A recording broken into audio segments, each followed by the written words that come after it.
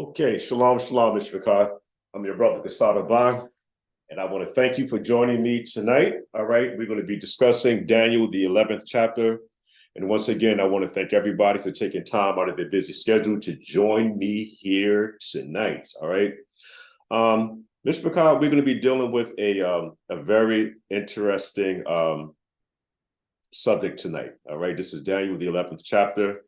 I've been doing some investigation. As anybody that's really familiar with what I have been doing over the last, let's say, maybe year, I have been really concentrating on what is actually going on in the book of Daniel. We started with Daniel, the 2nd chapter. I did the 7th chapter, 8, 9, and I did 10.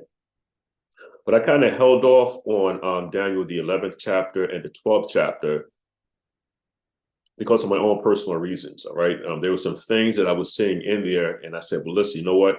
Let me kind of like hold back on that, see what the Father wants me to do with Daniel, the 11th chapter, and we'll proceed from there. So what's been happening over the last couple of weeks, a couple of mores I have been talking to, we have been looking at the Daniel, the 11th chapter. There have been some differences of opinion in regards to Daniel, the 11th chapter. And like I said, I kind of held back from Daniel, the 11th chapter for quite some time. So I decided, I say, hey, listen, you know what? We're going to pray about it. Let me do some reading, do some investigation, and let's put a class together and let's do it live, okay? Let's do it live because I'm really confident that the Father was working with me with this presentation, and I want to share it with you brothers and sisters. This is on Zoom. So if anybody have any questions regarding anything, what I would like for you to do is pay attention to the slide. Once again, I want you to pay very close attention to the slide so that if there's any questions, you can go back to the slide and I can further explain to you what is actually going on with that particular slide. All right. So once again, I want to thank you for your time and your participation in joining me here tonight. So let's go ahead with the presentation. Mr. McCall, what we're going to first do is that we're going to make sure, like we do in all of the classes that we do, we want to make sure that we give all esteem to the Father, okay? Because without him, we can do nothing. Once again, we want to make sure that we give all esteem to the Father because without him, there is nothing we can do. But before we get started with the Father's prayer, I just want to double check and make sure that everybody can hear me clearly. You can see my screen because we don't want to have any interruptions tonight. We want everything to go crystal clear without any hitches. So I'm just going to double check here and take a look at a few things here to see whether or not there's anybody that's having any issues with sound or with seeing my screen. All right, so everything looks A-okay. So let's go ahead. As always, what we're going to do is we're going to start off with the Father's prayer. I'm going to do it in English first, and then after that, we'll do it in Hebrew, and we'll go ahead and get the ball rolling. Our Father, which art in heaven, set apart be thy name. Thy kingdom come, thy will be done on earth as it is in heaven. Father, we pray that you give us this day our daily bread. Forgive us of our debts as we forgive our debtors. Lead us not into temptation, but deliver us, Father, from all that is evil. For thine is the kingdom, and all esteem belongs to the Father through his Son, YAHUSHA HaMashiach. All esteem to the Father through his Son, YAHUSHA HaMashiach. And once again, nothing can be done without the Father. All esteem belongs to him.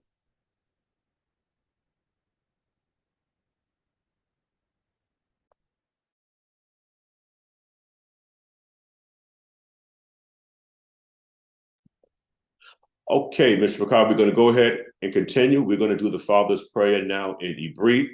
Abinu, Shabbat Shamayim, Yit Kudas Shemka, Oyit Barak Melkutka, Retsunka Yahiye Ishui, Bashtamayim, Uba Aretz, Ut At Ain, Lak Menu, Tamadit, Umukulanu, Kataatenu, Kaasher Anaknu, Mukhalim, Al Tabi Anu Laide, Nasayon, Shamra Nu, Makal Ra.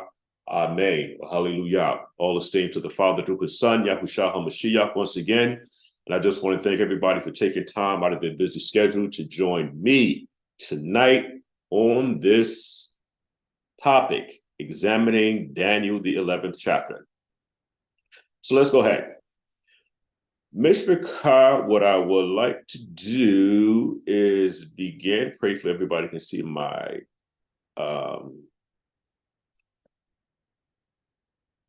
everybody can see my screen here. Let me try to move this out of the way. 1 second here. 1 second, okay. Daniel, the 11th chapter, explained.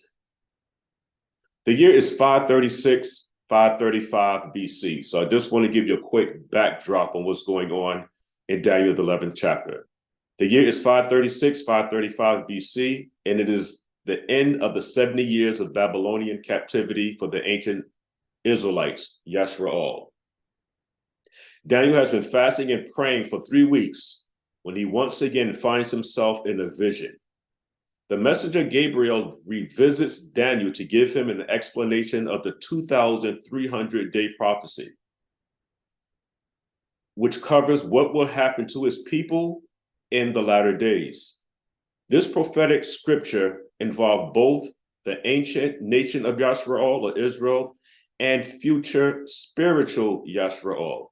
More specifically, Gabriel explains the other vision that Daniel saw in Daniel, the 8th chapter, the Chazon. That's going to be very important that we understand that Daniel saw 2 visions.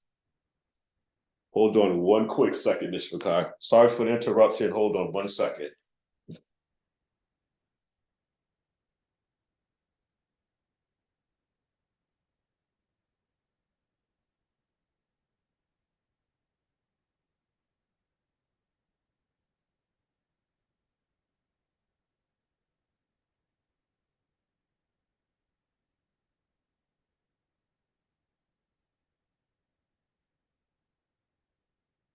Okay, sorry about the Mr. Bakar, but I'm back here.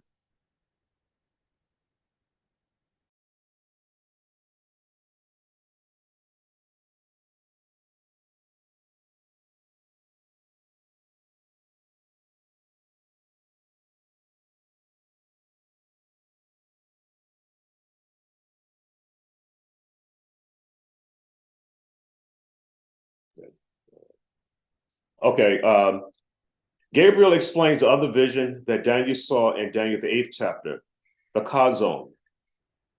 In this Bible study, we'll unpack how both visions of Daniel chapter 8, the Mare and the Chazon, are historically related and provide a framework to accurately interpret Daniel, the 11th chapter. So once again, in this Bible study, we'll unpack how both visions of Daniel in chapter 8, Mare and the Chazon, are historically related and provide a framework to accurately interpret Daniel chapter 11.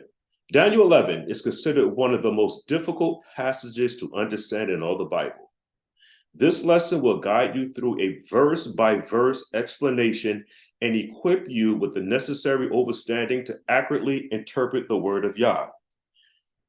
You'll also learn how the kings of the north and south are and how their conflicts affect Yah's people.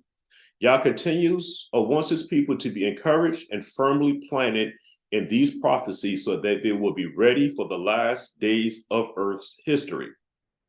In these chapters, you will once again witness the rise and fall of world empires and see how they came to their full fulfillment with the second coming of YAHUSHA Ha'Mashiach. Okay, so that's like my quick little prelude here before we get started. Now, Mishpachah, this is a special educational bulletin, all right? A special educational bulletin. The only way, when I say the only way, I mean the only way. The only way to properly understand Daniel is to recognize that Daniel saw 2 visions. One vision, I have it highlighted in blue. One vision is called a Mare, and the other vision is called a chazon. Also take note to which vision was first revealed to Daniel. Very important. Also take note to which vision was first revealed to Daniel. This is extremely important because each vision is accompanied by a number. The Moreh vision is attached to 490 years, pointing us to Mashiach. The second vision is pointing us to 2,300 evenings and mornings, which is an end time prophecy of 2,300 years. Not 2,300 mornings and evenings, but rather is talking about 2,300 evenings and mornings, which is an end time prophecy that relates to now, once again, 2,300 years. Let's continue this conversation in a picture presentation. Let's now take a look at Daniel, the 8th chapter, verses 11 to 14 with a fine-tooth comb, okay? Because what we want to do here is build a case. It's like I'm in court. There's a judge, there's a prosecutor, there's witnesses, there's a jury, all right? So what I'm going to be doing now is, all right, is presenting my argument to the court. We're going to start off with the book of Daniel, the 8th chapter, verses 11 through 14, and I'm going to be reading from the NASB version. It, when it says it, the it is he. So it, which is he, even magnified itself or himself to be equal with the commander of the host. My argument is that the commander of the host is actually YAHUSHA HaMashiach.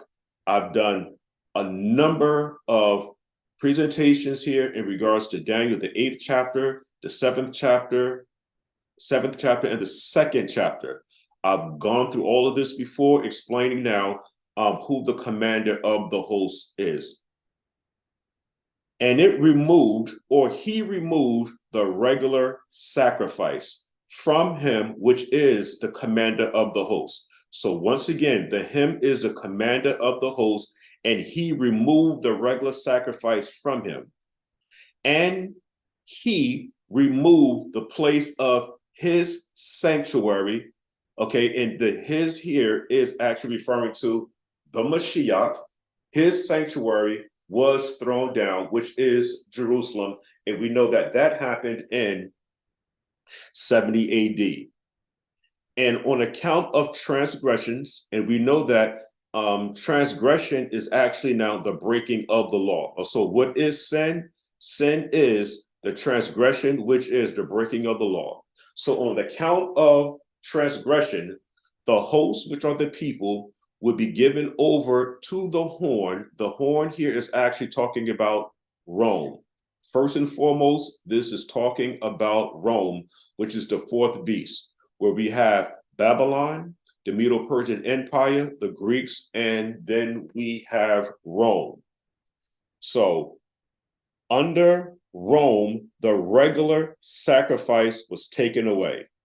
And it, which is he, which is Rome, flung truth to the ground and performed its will, and it prospered. Then I, Daniel, heard a holy one, or the set apart one, speaking, and another set apart one said to that particular one who was speaking. Watch how it gets very interesting in verse 13. How long, which is a question, how long will the vision about the regular sacrifice apply?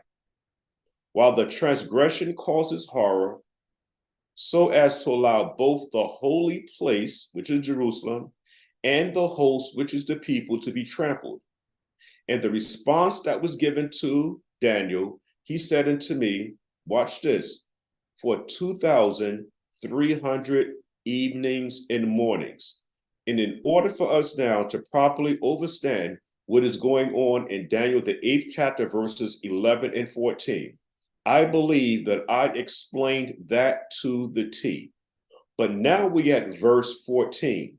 I want everybody that is listening to this presentation and those that are watching through YouTube. It said evenings and mornings. It did not say mornings and evenings. Now, the reason why I believe that it is very important for us to understand that it says evenings and mornings and not mornings and evenings. And if we were to critique and pay very close attention to everything that is going on, this is the example that I like to make. If you get hired for a job, all right, you get hired for a job, and your interviewer, your supervisor says, listen, you will be working from the evening all the way to the mornings. And you sign your letter of acceptance, and you now agree to do the job, come to work with the understanding that you will be working from the evening to the mornings. Now, if I now do my own interpretation and switch things around and say, listen, I'm going to come to work from the morning to the evenings. What's going to happen now is that the supervisor is going to say, hey, listen, why are you here during the mornings expecting now to work all the way to the evening when you signed a letter of acceptance saying that you understood the time you were supposed to start working? You were supposed to start working beginning at the evening and ending in the mornings. Why are you here in the mornings expecting to work into the evening when that position is already filled? So this is what we have here, Mishpachah. We cannot change things. He said unto me, for 2,300 evenings and mornings, then the holy place, which means Jerusalem, will be properly restored. So right now, according to what we see, how the set apart one, the Holy One, is speaking to Daniel, we know that Jerusalem was destroyed in 70 AD. 70 AD. But here it is saying, after 2,300 evenings and mornings, which now translates to 2,300 years, then the holy place, which is Jerusalem, will be properly restored. Now, I also want to make this understood. I am not saying what those Jewish folks are trying to do over there in Jerusalem today is going to constitute now the restoring or the restoration of Jerusalem. That is not what I'm talking about. Anything that happened in 1948 under the Balfour Declaration, that is not what I'm talking about. I'm talking about this restoration, this restoring of Jerusalem will happen under the strict commands of the commander of the host, which is YAHUSHA Ha'Mashiach. Can we take a little pause here? I want to see and make sure that there are no questions. I want to make sure that I take my good old sweet time, but not take up too much time, because I want to hold you guys up. And once again, I appreciate you taking time out of your busy schedule to join me here this evening to go over this this topic here, Daniel, the 11th chapter. All right, I want to thank you for that. Okay, so it looks like everybody is, as we say, told me, yo, everything was good. So let's go ahead with the presentation a little bit more deeper. Now let's take a look at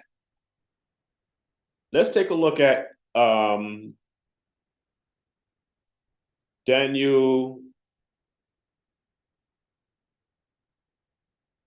the 8th chapter, verses 11 to 14 in the KJV.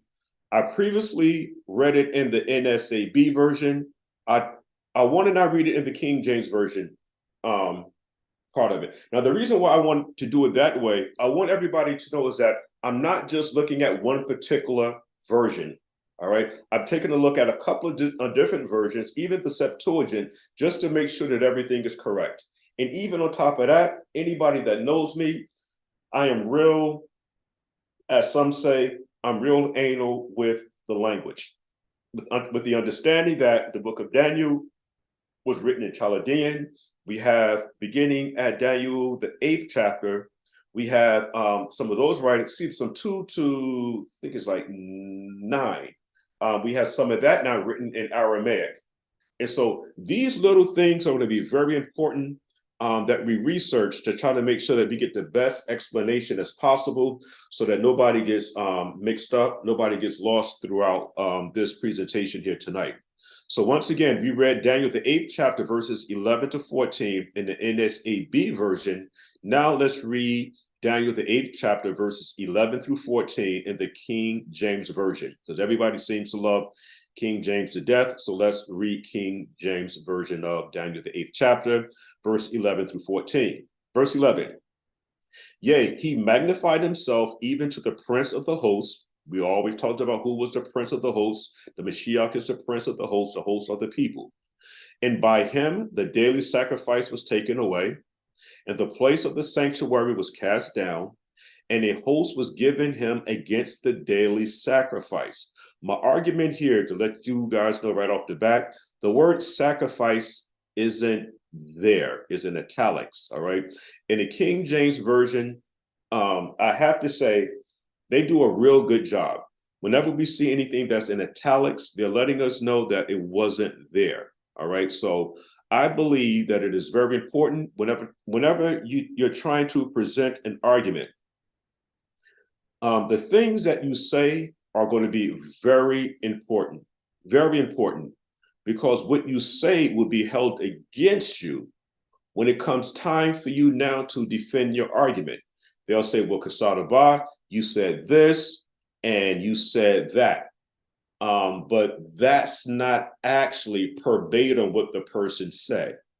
And sometimes if you don't recant a story exactly, it can cause a problem, especially now if you were in a court of law and a person's life is now at stake, and you begin to quote what a person told you and you tell the story incorrectly, that person can be guilty. But because you added to the story, and anytime you add to the story, you're taking away from the original story. That person now who's on the witness stand, he's guilty, but he can go free because you misrepresented or you said something that he didn't say or she said exactly. So, and a host was given him against the daily, and I have the word daily highlighted, okay, is in bold black letters.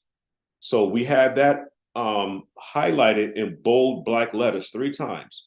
So the daily, by reason of transgression, and it cast down the truth to the ground, and it practiced and prospered.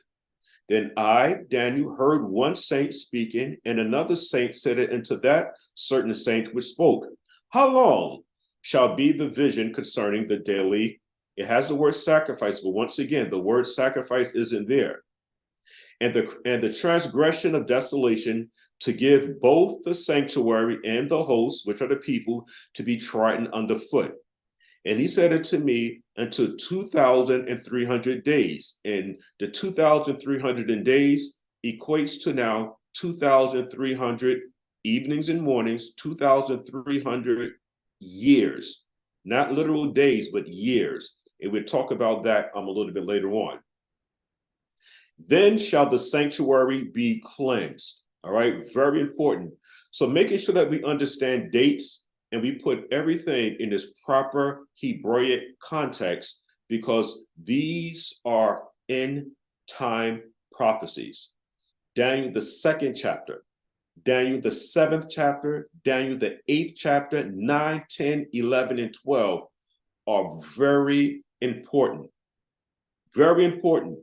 They are so important where it guides us and it shows to us what we should be doing at the latter end of what we call Bible times. I also want to bring to everybody's attention now that the word the, which is the definite article, the daily means ha tamid in Hebrew. So once again, the word ha tamid means in Hebrew, the daily. Now, watch how this gets very, very interesting. And like I've said now, what I'm trying to do is do an exhaustive, but stay within inside of a framework here on what is going on in Daniel, the 11th chapter. So what I'm doing now, Mishpachah, I'm building a case. Let's take a look at one more version in order to get the best Torah answer. The best Torah answer. This is in the RSV version. It said it, and like I said, it is actually he.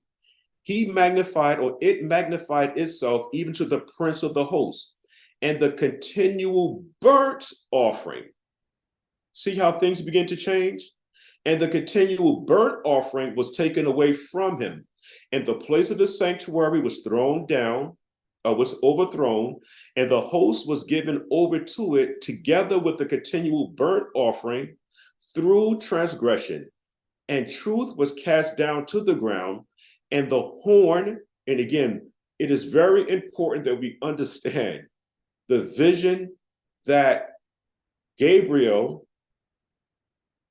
is explaining to Daniel. We must make sure that we understand the Babylonians, the Medo-Persian Empire, the Greeks, the Romans, the iron that's mixed with clay, and actually now the 10 toes. We can't forget about the 10 toes. All of this stuff now is very relevant. But once again, I'm in court. I'm presenting a case to the court on where are we in these, what I'm seeing and what I'm believing are the absolute latter days. So let's read on. Verse 13. Then I, Daniel, heard a Kodesh one, or a holy one, speaking, and another Kodesh one, a holy one, said to the other one that spoke. Watch this now. This is a question. For how long is the vision concerning the continual burnt offering? So this is a question now concerning the continual burnt offering, the transgression that makes desolate, and the giving over of the sanctuary, which is Jerusalem, because in Jerusalem we have the temple and the host to be trampled underfoot. And he said unto him, for 2,300 evenings and mornings, then the sanctuary shall be restored to its rightful state. Mishpachah, what I'm sharing here is that Daniel, the 11th chapter, verses 11 through 14, this conversation or this vision is taking place now during a particular time in history, and this is now happening under the Romans, not the Babylonians, not the Medes, not the Persians, and not the Greeks. This is happening under the Romans. And this is a vision that Daniel is seeing hundreds of years into the future. Let's go to verse 9. This is an important fact that we should all know, okay? Anybody that did any extensive work into the book of Daniel in regards to the continual now, the word daily, the word continual is mentioned 24 times in the Bible. And let's go now with the first time, the very first time that it is mentioned. I'm going to be reading from the NASB version. This is Numbers, the 4th chapter, the 7th verse. And what I'm doing here this evening, Mishpachah, is that I'm building a case. Now, verse 7 says, over the table of the bread of the presence, they shall also spread a cloth of blue, and put on it the cloth of blue, the dishes and the pans, and the sacrificial bowls, and the jars for the drink offering. Watch this now. and the continual bread shall be on it. The continual bread. And so we need to identify now what is the continual, because my argument is that the word sacrifice isn't there. And if you throw one word into a sentence, into a verse, you can actually now destroy the verse. And if you're now recanting a story that somebody told you, by you adding just one word to it, you can change the whole outlook of the conversation. So that is the first instance now of the word continual, but it's talking about now the continual bread. Let's read on. So let's do the math. The continual. The first use now is in Numbers, the 4th chapter, verse 7, and it's talking about the continual bread. The second use that we see is in Numbers, the 4th chapter, verse 16. And it's talking about the continual grain offering. The third use that we see now is in Numbers, the 4th chapter, verses 28 and 29. And it's talking about the continual burnt offering. So let's stop here for a second and really think about it. We have the continual bread in Numbers 4 and 7. The second use, Numbers 4:16, we have the continual grain offering. And in Numbers, the 4th chapter, verses 28 and 29, we have the continual burnt offering. So what I'm doing here tonight, Mishpachah, which of the three offerings was stopped? Was it the bread, the grain offering, or the burnt offering? Or better yet, was it all three? Let's see. Let's take a look at one more script before we answer the important question in Daniel, the 8th chapter, verses 11-14. Is the correct rendering daily sacrifice, or does it simply say daily? Once again, in Daniel, the 8th chapter, verses 11-14, is the correct rendering daily sacrifice, or does it simply say daily? Leviticus, the 24th chapter, verses 5-9. This is in the NASB version. Watch how this reads. Then you should take fine flour and bake 12 cakes. And we know that the 12 cakes now represents the 12 tribes of Israel. This is a Levitical service. This is what the priest does now when he goes inside of the holy part. Not the Holy of Holies, but the holy. Now, with inside of the holy, just quickly, inside of the holy now, when you go into the holy place, to the left, you have the menorah. Directly in front of you now, you have the table of incense. To the right of you, in the holy place, you have the table of showbread. This is what we're talking about here in the book of Leviticus, the 24th chapter, so far in verse 5. Actually, 5-9. This is all what this is talking about. So the 12 cakes now represents the 12 tribes of Israel. 2/10 of an ephah shall be in each cake. You should set them in 2 rows, 6 cakes to a row, on the pure gold a pure gold table before the sovereign. You should put pure frankincense on each row, that it might be a memorial portion for the bread, even an offering by fire to the sovereign. Every Shabbat day he shall eat it, which is the priest, in order before the sovereign, always or continually. It is an everlasting covenant for the sons of Israel. And we know that this came to an end. It came to an end when Vespasian and Titus actually now destroyed that literal temple, the physical temple now in 70 AD. I don't think anybody has any issues with that. Let's show now where the issues then come into play, and we need to untangle now this web of wire that we have. It shall be for Aaron and his sons, and they shall eat it in a Kodesh place, for it is most holy or set apart to him from the sovereign's offering by fire, his portion forever. The answer is actually in Daniel, the 9th chapter, verse 27. Watch how this reads. And he, which is a Mashiach, will make a firm covenant with many for 1 week. This 1 week is actually now 7 days. I want to also share here now is that there's what we call a dual application to verse 27.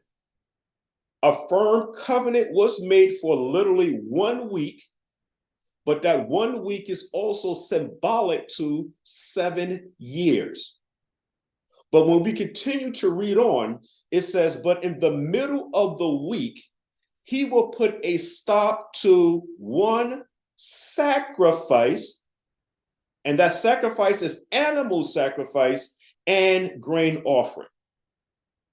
So when we go back now, because I read now the 3 offerings, the 3 dailies now, we made mention of the bread, we made mention of the burnt offerings, and here we have the grain offerings. But notice right here in verse 27, there is one offering that is missing. The offering that is missing is the bread offering. So I'm going to back up and let you know now, once again, Daniel, the 9th chapter, verse 27, is talking about an event that took place under the Romans, not the Greeks, not the Medo-Persian Empire, not under the Babylonians. And he is the Mashiach, will make a firm covenant with many for 1 week, but in the middle of the week, he will put a stop to sacrifice and grain offering. This is where it gets very interesting at. It says, and on the wing, my argument is that Rome's symbol is the eagle. So on the wing of abominations will come one, which are the Romans, who makes desolate, even until a complete destruction. One that is decreed is poured out on the one who makes desolate. Let's read on. My argument is that YAHUSHA HaMashiach puts an end to animal sacrifice and grain offering, so that leaves us with one service. Once again, Daniel, the 9th chapter, verse 27 in the NSAB version, and he will make a firm covenant now with the many for 1 week, but in the middle of the week, he will put a stop to sacrifice and grain offerings. And on the wing of abomination will come one who makes desolate, even until a complete destruction, one that is decreed, is poured out on the one who makes desolate. And then what I did now, to make sure that everybody is following along, because what I'm doing, I'm trying to build a case. And in order for my defendant to be able to walk home at the end of this court service here, I must make sure that I represent my client to the fullest. I said that the first mention of the continual, because the word daily sacrifice is not there. The word is hatamid. And once again, it is extremely important that we recognize the language. Anybody that is a true scholar in understanding Bible, Genesis to Revelation, you need at some point to take the time to understand the language. I'm not saying that you have to speak the language fluently. That's not what I'm saying, because I don't speak the language fluently. I can read it, Okay, but I still need to go back to my lexicons, and I need my strong concordances now to help me understand some words. But to have a general back-to-back conversation, no, I can't have a full-fledged conversation like that. So I'm being fair with you. But the first incident now is in Numbers, the 4th chapter, the 7th verse. It says the continual bread. That one is still standing because it just made mention now that the 2 that was taken out of the way are in Numbers, the 4th chapter, verse 16, the continual grain offering. The third use was in Numbers, the 4th chapter, verses 28 to 29, and it talks about the continual offering, the burnt offering, excuse me. So the one now that still stands after now the death of the Mashiach, the one that is still in operation is the continual bread. And I'm going to show you how. John, the 6th chapter, 51 to 58. I'm only going to bring out one verse. John, the 6th chapter, verses 51, 58. I'm only going to bring out one source of information to support my argument. Because once again, anybody that understands what's going on in the Brit Hadashah, you know the rest of the story. My argument is that I is referencing now the Mashiach. The Mashiach saying, I am the living bread that came down out of heaven. If anyone eats of this bread, which is an allegory, okay? If anyone eats of this bread, he will live forever. Even though the temple is destroyed, no more animal sacrificing, no more grain offerings. Even when that is destroyed, if anyone eats of this bread, he will live forever. But prior to the death and resurrection of the Mashiach, Israel's salvation depended on the Levitical services. But now that a better offering has presented itself, we're talking about the true bread that cometh from heaven, which is Yahushua HaMashiach. Let's read on. I would give for the life of the world is my flesh. Then the Yahudim began to argue with one another, saying, how can this man give us his flesh to eat? Are we talking about cannibalism? So the Mashiach said unto them, truly, truly, I say unto you, unless you eat the flesh of the Son of Man and drink his blood. That is very important, because right now we have the Mashiach sharing with the Yahudim a better covenant than the Levitical priesthood covenant. What the Mashiach is actually describing here is the covenant which is called the Melchizedek covenant. Once again, the Melchizedek covenant, remember that covenant took place with bread and wine.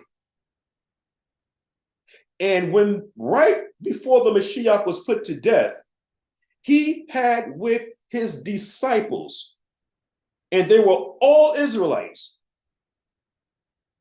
What was presented, that Last Supper, was what?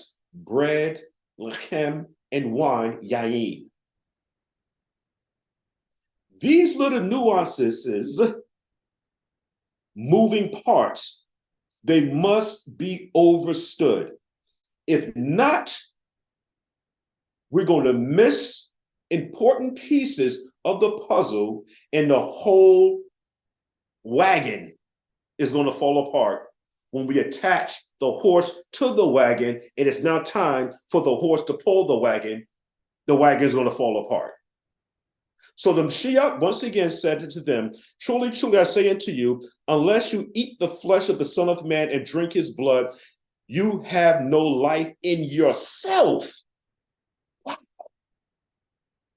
So verse 54, he who eats my flesh and drinks my blood has eternal life, and I will raise him up on the last day. For my flesh is true food, and my blood is true drink. He who eats my flesh and drinks my blood abides in me, and I in him. That was not able. You were not able to accomplish that with the Levitical services. Let's read on. As the living Father sent me, and I live because of the Father. So he who eats me, he also will live because of me. That's powerful. It doesn't need to be explained. This is the bread which came down out of heaven, not as the fathers ate and died.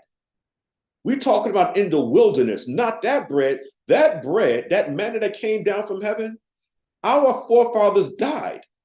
But this bread, showing now what the Mashiach came to do by fully accepting Torah, walking in covenant relationship with the Mashiach, you have eternal life. I don't know how else to explain it. This is the bread which came down out of heaven, not as the fathers ate and died. He who eats this bread will live forever. Hallelujah. Mishpachah, dates and framework are going to help us understand Daniel's 2 visions. Once again, dates and framework are going to help us understand Daniel's 2 visions. Also, I want everybody to understand this, please. Please, please, please understand this. Chapters 10, 11, and 12 are working together as a single unit. I'm going to say it again. Chapters 10, 11, and 12 are working together as a single unit. Watch how this goes. Daniel 10 and 10, the NSAB version. Then behold, a hand touched me, Daniel, and set me trembling on my hands and knees. He said unto me, Gabriel, O Daniel, man of high esteem. Watch this now, because I have it in bold black letters, because there's something I want to get across to the audience. O Daniel, man of high esteem, understand the words that I am about to tell you, and stand upright, for I have now been sent to you. And when he has spoken these words to me, which is Daniel, I stood up trembling. Let's jump down to verse 14. This is in the NSAB version. Daniel, now I have come to give you understanding of what will happen to your people, possessive, your people in the latter days. For the vision. Okay, now this is where the train jumps off the track for a lot of folks. Only thing that I'm asking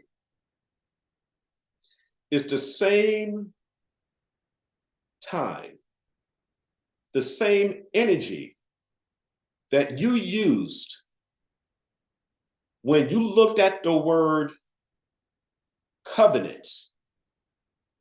And everybody knows that the word covenant now is referencing now brit, like a brit malah, the cutting of circumcision.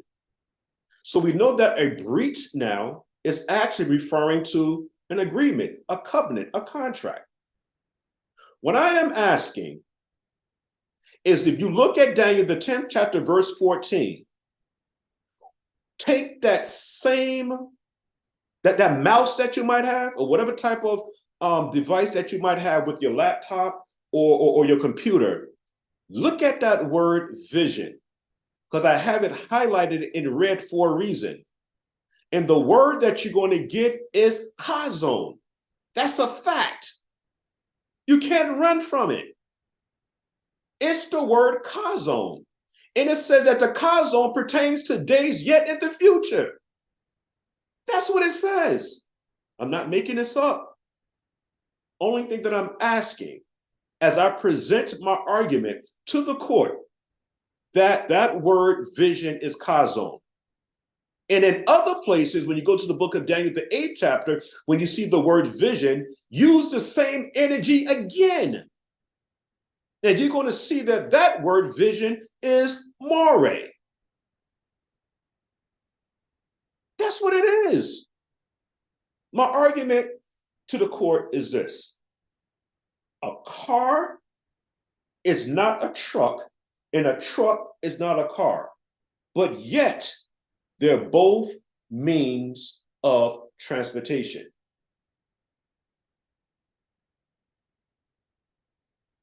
A cat and a lion are both, I think the word is felines. They're both cats. But trust me, a cat, a domesticated house cat, is not the same as a lion, but they're still considered cats. Their functions and their roles are different. And what I'm trying to share here this evening is that one word is vision, chazon, one word vision is more.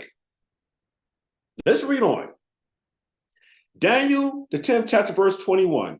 Listen to what it says. However, I have it now highlighted in black, bold black letters, all right? However, I will tell you what is inscribed in the writings of truth. Did you see that? I will tell you what is inscribed in the writings of truth. Emet, the Hebrew word, emet. Yet there is no one who stands firmly with me against these forces except Michael, your prince. Michael, your prince, we know is who, which is a question, is like El. Who is like El? Or who is like the Most High? That's what the word Michael means. And then it goes on to say, the one who is like God, the one who is like El, is Israel's prince, his Nasi.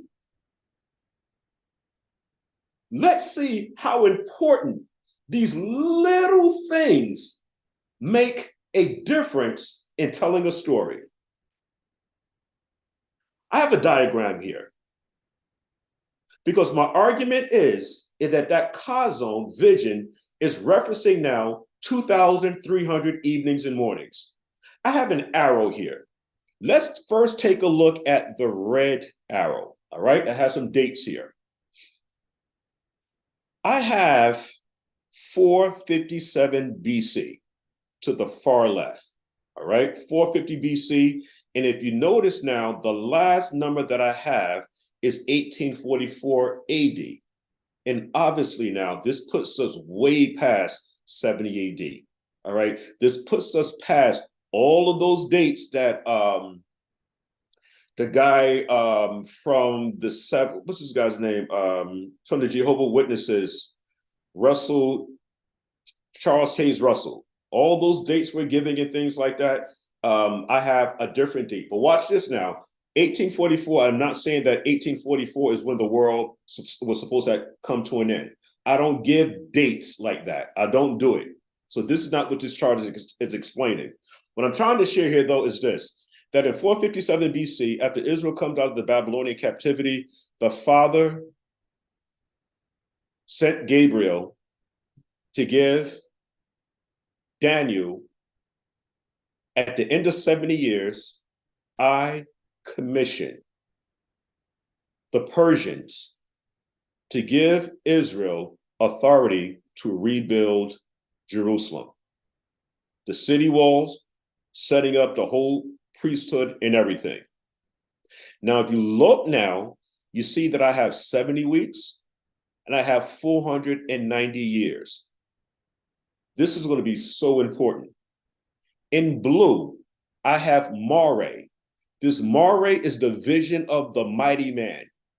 I've showed time and time and time and time again. When Daniel is being shown the vision of the Mare.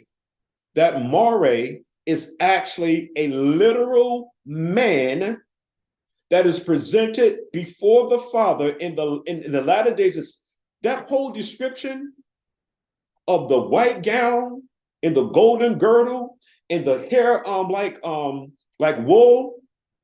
That whole description in the book of Daniel, the 8th chapter, in the 9th chapter, is the same vision that John the Revelator saw in Revelation, the 1st chapter. And that Mare is describing a mighty man, and that mighty man is the Mashiach. How can we say, well, Kasada, it could be anything? When it said that the mighty man went before the Ancient of Days and gave the description, and then now in the book of Revelation is talking about the Mashiach. When Gabriel is sharing the vision of the Mare to Daniel, and the same messenger is expounding the vision to John the Revelator on the island of Patmos. The same messenger. How do we get around that? What I don't do anymore, I don't turn a blind eye to any information that is given to me or that I read, whatever. The facts are the facts. And I can't move from facts. So the 70 weeks is also 70 times 7, which is 490 years. This is the reason why I had shared earlier the 2,300 evenings and mornings as it now relates to the Father's time. And what we have to do, a lot of times, what we do is that we want to use our 24-hour clock to regulate how the Father is using time.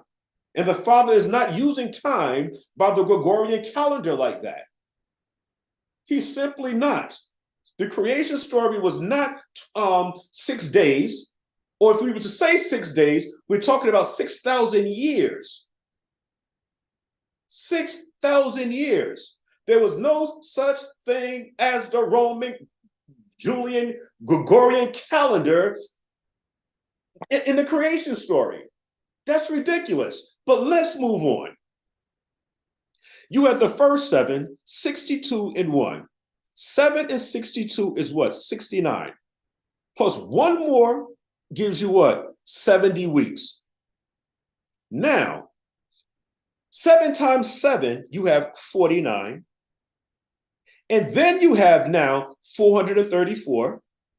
And then you now have 7 years. The Mashiach was cut off in the midst of the week, the literal week, and he was also cut off now in the midst of the 7 years. When you look at now, from 457 BC, 490 years later, puts you at now 34 AD. 34 AD. So the Mare vision came to an end in 34 AD. But the daily now stopped in the midst of the week, the animal sacrificing, the grain offering, that stopped in the midst of the week. We just read that. Any priestly services that is done after the death and resurrection of the Mashiach is null and void. Null and void. What now connects us to the Father is the living bread. This is the reason why I said that it is extremely important that we pay very close attention. When we look at now, Daniel, the 8th chapter and the 9th chapter, it is clear, crystal clear, what was explained to Daniel first was the Mare vision, hands down. Then after that, we have now the breakdown of the telling, because Gabriel now goes back to Daniel and gives him now the breakdown of the Chazon vision. So we have now the Mare vision of 490 years beginning at 457 BC, came to an end in 34 AD. So watch this. The book of Daniel, the 9th chapter, verse 25. So you are to know and discern that from the issuing of a decree to restore and rebuild Jerusalem until the Messiah, the Prince. Okay, now we're talking about 490 years, and that came to fruition in 34 AD. Now, Mishpachah, we're going to deal with the Chazon. This is all a precursor to Daniel, the 11th chapter. And I want to thank you for taking time once again out of your busy schedule to run with me here tonight for a little bit. 538. Okay, this 538 here, Mishpachah, I'm talking about 538 AD. 538 AD, we're going to talk about a little bit later here now, so we can understand what is happening now with the Chazon. But just for kicks, all right, we're talking about time, which is 1, which is 360, times now is plural, so that's 360 times 2, which gives you 720, then a half a times now, which is 180. If you add 1,260 to 538, you get 1,844, or it gives you, you get 1798. It gives you, it brings you down to 1798. Let me just make sure the math on that. 12. Right. Okay. And so from 538, adding 1,260 years to that, you get 1798. Watch this now. Verse 14. He said to me, for 2,300 evenings and mornings, then the holy place will be properly restored. So we're looking for something to happen now after or around the time of the 2,300 evenings and mornings. And like I said, I don't get into dates. I don't do dates. Again, I don't do dates.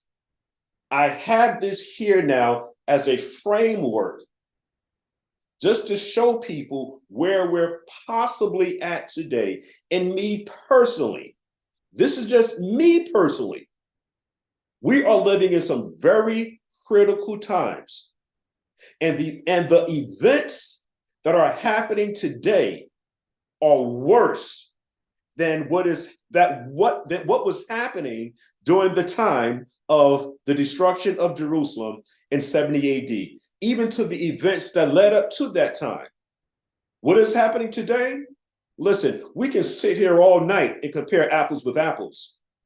And I think it's a no-brainer that the time that we're living in now is still part of Bible prophecy, and I'm going to prove it. And I'm still telling brothers and sisters to make sure that you still have oil in your lamp. All right. So let me also share this too, is that this presentation that I'm doing here tonight is very expensive. Very expensive. So if anybody wants a copy to check over these dates that I'm using, the scriptures that I'm using, if you want this, I'm going to give it to you now. It's going to be very expensive, but I'm going to give it to you now for free. What I'm saying now is that with our people, free is still too expensive. It's expensive. So that was a little joke into the presentation tonight. I'm sharing with you is that I would give it to you for free. Just give me your email address. Let's move on. Here's a quick framework of Daniel, the 2nd chapter, 7, 8, 10, and 11. This is so important. Daniel 2 talks about the gold, which is Babylon. Babylon ran from 605 to 539 BC. Daniel, the 2nd chapter, talks about the silver, which is the Medo-Persian Empire that ran from 539 to 331 BC. Daniel, the 2nd chapter, talks about the bronze, which is the Greeks, which ran from 331 to 168 BC. Then we talk about Daniel, the 2nd chapter, talks about the iron, which is Rome, which ran from 168 BC to about 476 AD. Now, Rome transitioned from iron to clay, of iron and clay, excuse me, which I believe, which ran from 76 AD into present time. And the reason why I say that Rome did not come to an end in 476 AD, because it tells you now that the iron and the clay, letting us know is that something else is involved with the iron, which is Rome, and she is still standing after 476 AD. Let's read on, because Daniel 2 talks about metals. Daniel 7 is talking about the same image, but is making mention now of this colossal figure as representing symbols of animals. The lion, eagle's wing, plucked up, stands like a man, a human, has a human mind. We know that to be Nebuchadnezzar. The bear raised up on one side. He had 3 ribs in his mouth, and the ribs represents 3 countries, which is Babylon, Egypt, and Lydia. It raised up on one side, letting us know that the Medes came up first, and then the Persians came up latter. The leopard represents Alexander the Freak or Alexander the Greek, whatever suits your fancy. 4 wings, 4 heads. The 4 heads was actually now Cassandra, Lysichamus, Seleucus, and Ptolemy. Excuse me. Daniel the 7th chapter talks about the beast, which is Rome, which is the eagle. It shares that with us in the book of in Second Ezra. It tells us that that beast was actually the eagle. His symbol was the eagle. And in order to be a nation, you have to have a flag, and your flag is represented now by your symbol. I don't care today whether if China has the sign of the eagle. I don't care if Taiwan has the sign of the eagle. The scriptures say that Rome will have is the symbol of the eagle. This is what scripture tells me. I don't care about no other country that is posting up the sign of the eagle. It did not say in Daniel the 7th chapter that China, Taiwan, the Philippines, people, it said Rome, period. I'm only dealing with Rome. And then in Daniel the 7th chapter, it talks about the 10 horns. Then the little horn came up, and I just let the cat out of the bag. The little horn, I believe now that comes up amongst the Romans now is actually here now on the Roman Catholic Church. And this horn uproots 3 of these 10 toes, 3 of them now. And I believe those to be the barbarian countries that came up to Rome that actually divided Rome, meaning the iron and the clay. And all of this is history, okay? I'm not making this stuff up. Now, it gets interesting now in Daniel the 8th chapter as it begins to explain now the Kazon. That's the reason why I have it in red, the Kazon. The 3rd year of Belshazzar, the 3rd year is the year of Belshazzar.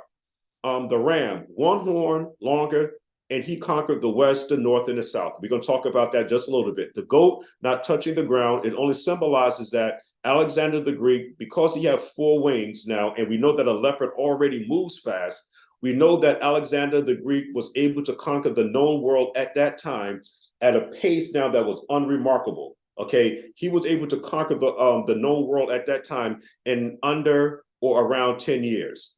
Then it talks about in Daniel the 8th chapter, because we're talking about the Kazon. This is the vision now. The small horn, it moved. This is under the Romans now. It was first a small horn, and it moves towards the south, the east, and the beautiful land. This was a horizontal now movement that Rome made as a small horn as they began to make its move in becoming a great nation. I'm looking here. I'm trying to see if someone had a question. If you have a question, I'm almost finished, all right? And I will answer questions after the presentation. And if you want me to edify a particular slide, keep that slide number in hand. That way I can go back to the slide and I can actually go into that particular slide. And then the iron and the clay, Daniel, the 8th chapter, it grew up to the host of heaven. And we talked about that a little bit in Daniel, the 10th chapter. Now, Daniel, the 11th chapter, here we go. Daniel, the 10th chapter, verse 14.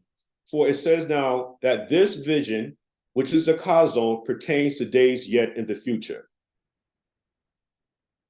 Now, after everything is said and done, when you look at Daniel, the 2nd chapter, it makes mention that at the end of all these things, it said that there was a stone, as you see under the colossal figure's feet. It makes mention of a stone. This stone was cut out without hands. My argument is that that stone is actually YAHUSHA HaMashiach. It makes mention now that that stone became a great mountain. Watch this now. And it literally filled the whole earth. Daniel, the 7th chapter, it talks about a heavenly court, and it talks about the Son of Man, and it talks about an everlasting dominion. But it's making mention now is that this event is going to take place here on earth. Daniel, the 8th chapter now, it begins to talk about now the 2,300 evenings and mornings. But what's most important now, it talks about then the holy place will be restored. Restored. That 2,300 evenings and mornings is going to be very important, because watch what happens, because Mishpachah, put on your boots, okay then, because we're now about to go into deep water, all right? Daniel, the 11th chapter, verses 1 through 4 in the NASB version. I want everybody to please take note. I have things that are highlighted in bold green.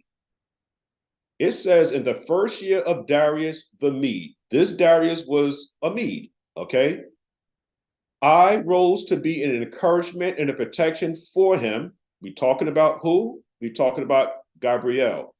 And now I will tell you the truth. Behold, 3 more kings are going to arise in Persia, because the bear came up on one side, which represented the Medes, and then the bear grew up, and actually the Persians came up because the Medes were now falling. Then a 4th will gain far more riches than all of them. So there's going to be another one after the 4th, but we're still in Persia. Far more riches than all of them. As soon as he becomes strong through his riches, he will arouse the whole empire against the realm of Greece. And a mighty king will arise, and he will rule with great authority and do as he pleases. But as soon as he has arisen, his kingdom will be broken up and parceled out towards the 4 points of the compass. Though not of his own descendants, nor according to his authority, which he wielded, for his sovereignty will be uprooted and given to others beside him. So what I wanted to do, Mr. Cobb, what I found very interesting, is that when you look at Daniel, the 2nd chapter, 7 and 8, it makes mention of the gold, silver, bronze, iron, and then it makes mention of this same succession. This same succession is happening now in this framework that I'm trying to draw, because technically we won't be able to go into depth with every single verse in Daniel, the 11th chapter. We're talking about 45 verses here. That's a whole lot. And it is a whole lot of history, a ton of history. We'll be here till next week. But I'm giving you now a basic framework on how this whole thing is working. Notice now where it talks about the Medes first, then the Persians, then the Greeks, and then it talks about how Alexander the Greek's kingdom now is now broken up, and it is broken up, and it is given now not to his descendants, but is actually now given to his 4 generals, which is Cassandra, Lysichimus, Seleucus, and Ptolemy. Let's read on. Now, let's go into further explanation of Daniel, the 11th chapter, verses 1 through 4. And again, this is not an exhaustive study on this. If anybody wants to do, let me just back up here.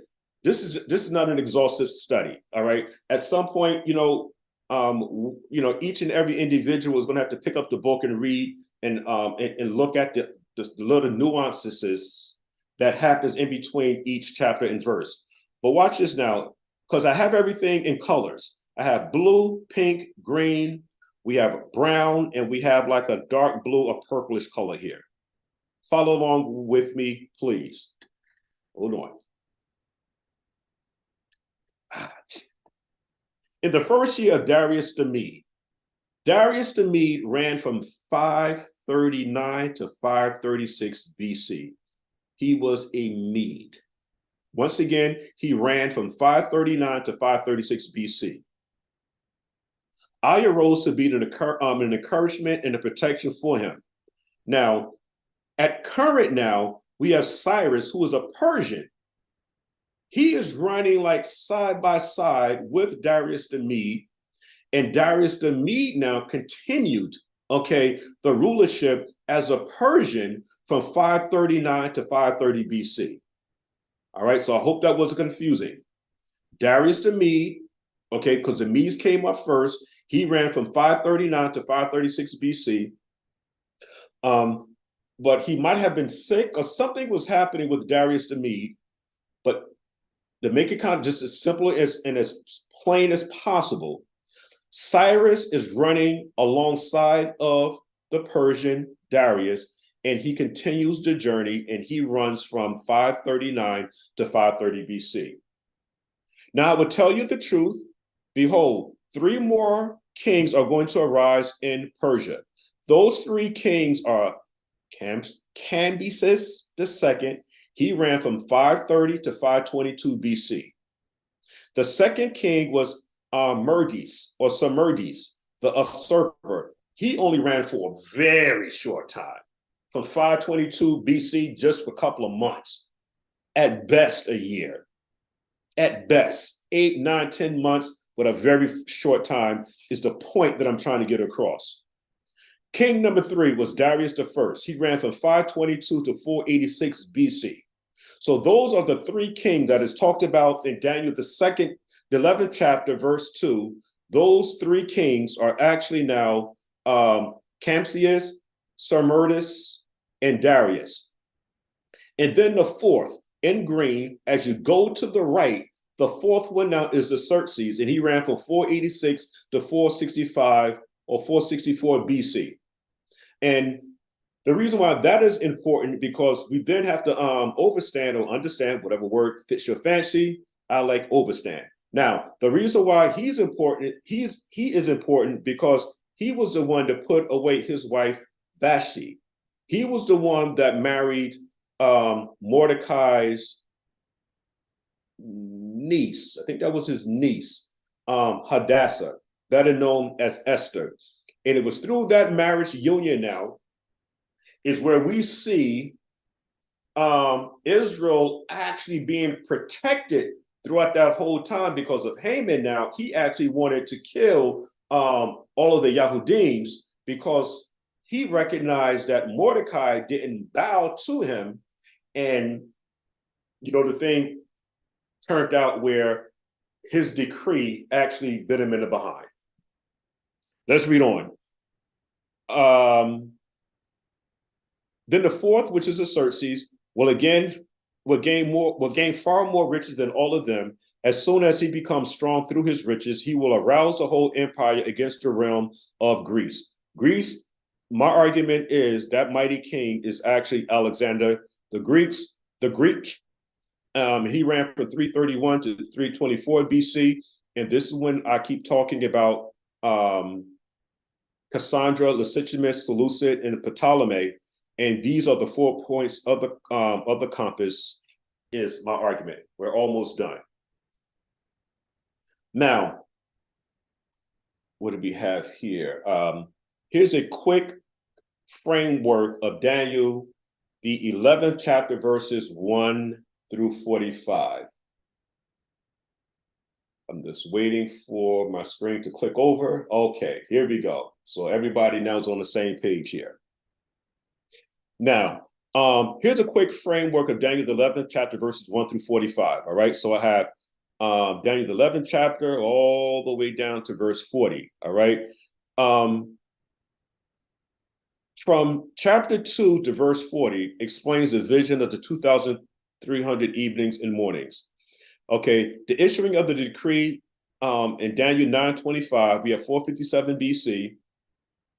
The time of the end, Daniel, the 8th chapter, verse 17, and you do get the year 1844. We're going to talk about that a little bit later, all right, a little bit later. And then we have Daniel, the 12th chapter, verses 1 to 2, 1 to 2, and we want to, I'll do that right now, okay, 1 to 2. The book of Daniel, 12, 1 and 2. Now, at that time, and we're going to talk about that time, at that time, Michael, the great prince who stands guard over the sons of your people, will arise, and there would be a time of distress such as never occurred since there was a nation until that time. And at that time, your people, everyone who's found written in the book, will be rescued. Okay, many of those who sleep in the dust of the ground will awake, these to everlasting life, but the others to disgrace and everlasting contempt. Now, I believe in the great white throne judgment. Some folks don't. Fine. Okay, it is what it is. But Daniel, the 11th chapter, verses 1 through 4, we just explained with Darius, Cyrus, Cambyses, Sarmatus, Darius, Xerxes, Alexander the Greek, Cassandra, Lysistrata, Seleucus, Ptolemy. That is all explained in the book of Daniel, the 11th chapter, verses 1 through 4. And once again, now, I want to share, as we continue on, the importance of this Ka-zone vision, which is 2,300 evenings and mornings, and not 2,300 mornings and evenings. Let's continue on. Here's a quick snapshot now of Daniel, the 11th chapter, verses 4 to 16. I'm going to wait till the screen clicks over on the other end because I'm watching on the other screen. Okay, it just popped up. So once again, here's a quick snapshot of Daniel, the 11th chapter, verse 4 to 16. If you look at the diagram that I have here now, I have now from chapters 4 to 16, you have the Ptolemaic Empire, where this war is going on between the king of the south and the Seleucid Empire, the king of the north. That is basically what is going on in verses 4 through 16. There is a ton. When I say a ton, there's a ton of information there. But and this is where, again, I'm not avoiding particular questions in Daniel 4 to 16. It's just that I'm trying to give you a backdrop of what is actually going on. Once again, from Daniel, the 4th chapter to the 16th verse. Move on. Now, look how important this is. We have the Ptolemaic kingdom and the Seleucid kingdom. So we have the king of the north and the king of the south. So the king, once again, let's go back. I want to make sure everybody's following along with me. Oh, I shouldn't have did that because it's going to take some time to click back over. So I'm going to click. I'm going to wait till you guys' screen also changes, and then I'll click back. Because I just wanted to show that the Ptolemaic Empire is the king of the south, and the Seleucid Empire is the king of the north. Watch how this becomes very interesting. All right, I'm about to click back over. Take me a little tea break while it's doing its thing.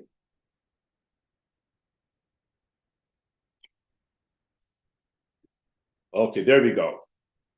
Looking at the map, do anyone know who's between the two kingdoms? When I say the two kingdoms, I'm talking about the Ptolemaic kingdom and the Seleucid kingdom. Does anybody know who is between these two kingdoms? Palestine, Palestine, Palestine, Palestine, Palestine. All right.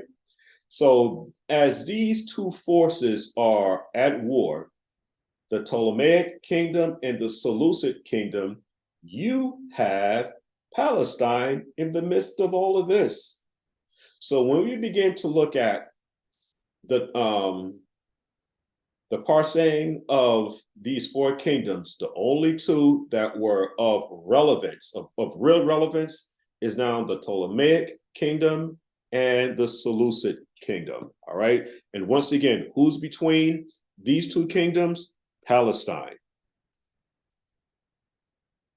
All right. I'm going to wait until the screen clicks over. All right.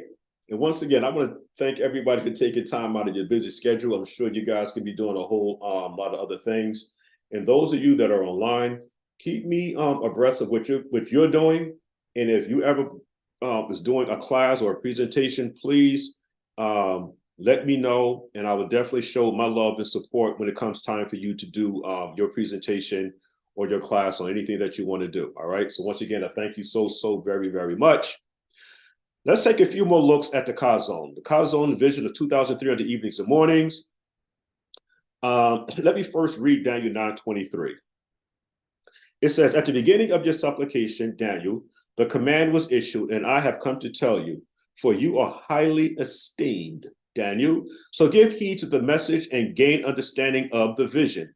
That vision there is Mare, Mare, Mare. Just simply take your little icon, your little arrow, and hit that word vision. Is going to come up Mare, I guarantee you.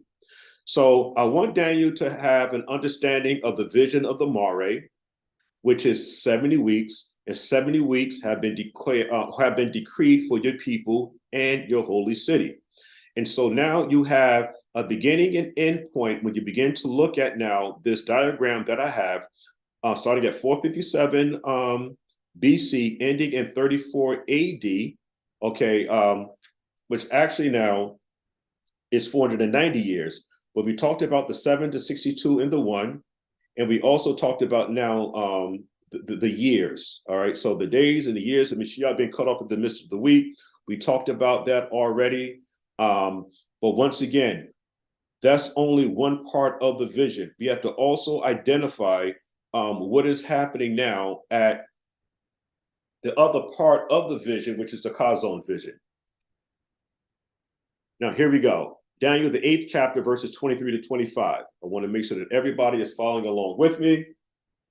If I'm going too fast, just please share with me once again the screen that you want me to go back to, and I'll try my best to give a further explanation in what is going on here.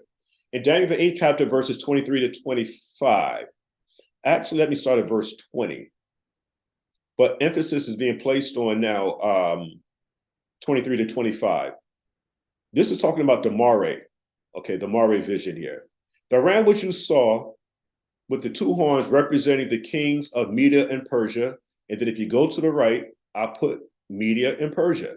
It has to be in that order. It can't be Persia and Media. It has to be Media and Persia. The shaggy goat represents the kingdom of Greece, and the large horn that is between his eyes is the first king, which is Alexander the Greek.